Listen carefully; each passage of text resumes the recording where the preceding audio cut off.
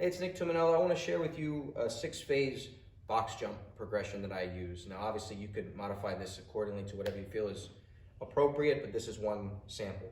So, phase 1, and I look at jumping as not just jumping, but jumping and landing.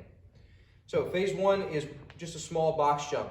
What do I mean by small? It's going to be something that is roughly mid-shin height, depending on their ability. Obviously, it can be even shorter, but for right now, we're going to go mid-shin height. What I would say is a medium box would be roughly about slightly below my knee or mid-knee height. Again, that's going to be relative to the individual. We're talking about more athletic populations here.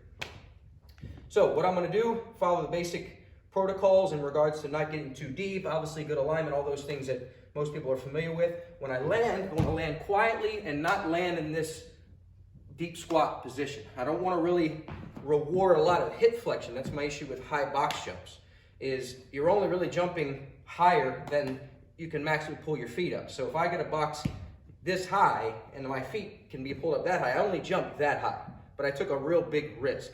So the goal here is to jump as high as you can over the box, but not bend your knees so much in the air so you're not rewarding hip flexion.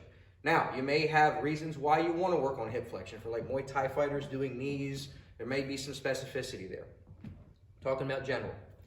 So I'm here, come up, stick it.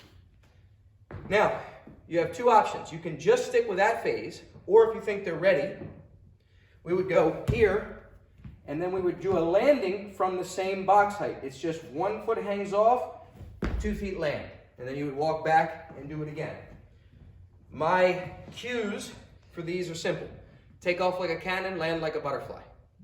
So as high as I can, land like a butterfly. If the box is big enough to walk like this, you have to do it. And then try to land as quietly as possible. So that's phase 1 box jump and landing progression. You can split those up into 2 progressions. Start with a few weeks just the jump, and then a few weeks later add the jump and the landing.